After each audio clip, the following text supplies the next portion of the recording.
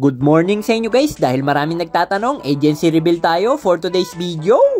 Bigla na lang napareport yung kalbo, napagastos kasi ako sa kadate ko kahapon, let's go! So ayun na nga guys, kung napanood nyo sa last video, binilang ko ng brand yung cellphone si mama with matching grocery pa. Kaya yung pitaka ng kalbo, dating paldo, ngayon naghihinalo. Sheesh! Panoorin muna natin kung gaano siya kalupit mag-unboxing. Guys, tignan natin yung nanay natin, kung anong ginagawa sa cellphone. Ayun guys, nag-unboxing na. Ano yan? Bukas na kagad? Oh, sige. Ayun, okay. Oh, para sa'yo talaga yan, ma. Thank you, anak. Oh. Thank you, baby. Buksan mo, paano ba buksan yan? Ano ba ito? Asan ba ito? Hindi ko rin alam, baka pinipindot lang yan. Yan, oh, buksan mo. Ito, yan, pindutin mo. Pangatlo? Oh. Ayun na guys, in-unbox niya na, oh. Wala eh. Ito. Hindi ko alam dito. Alin ba dito? Ito yata. Hindi ko alam paano binubuksan to guys. Ayun, bumukas din siya guys. Kailangan lang palang lambingin. Oh yeah! May load ba yan? May load? Anong load yan? Wala pang load yan. Eh, ang lupit. Gusto pa loaded? Alright. Oh. Ayan oh. Oh. Basa mo ba? English? English, ayun oh. Basa eh. Yeah.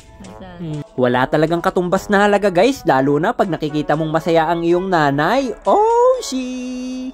Eh, napakaangas par. Tignan nyo naman si mama, halos hindi ko na makausap, busy sa buhay. Pero wag na daw ako mag-alala, nakahanda na raw lahat ng almusal, kakain na lang yung kalbo. Ito pala guys yung unang almusal natin sa Pinas. Let's G! Meron tayong arroz caldo, itlog, tokwa, sama mo pa ng hilaw na ampalaya. Alright! Pagkatapos mag-almusal, sumakay na kagad ako ng kabayo, nagbiyahe na yung kalbo. Nung nakaraan guys, nagbabike lang ako papuntang opisina, pero ngayong may budget pa, motor-motor muna. Touchdown, nandito na tayo guys, dyan lang yung agency namin sa tapat ng malalaking building. Kaya pala ako nag-report para kuhain yung mga natira kong sahod sa barko.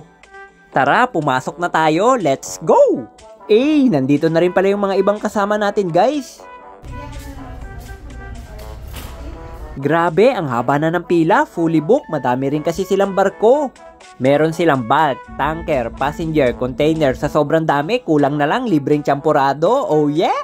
Ganun lang kadali guys, naiwan na naman ako nag-iisa.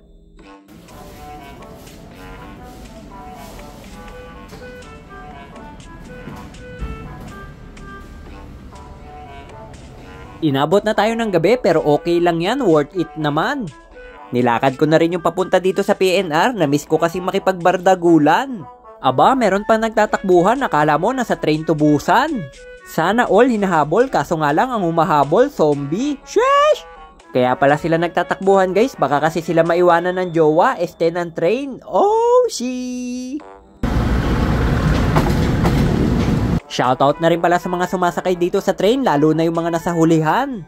Paano ba naman pagkabukas ng pinto, ang taas ng lulundagan, may sasalo pa sa'yo mga halaman? Sheesh!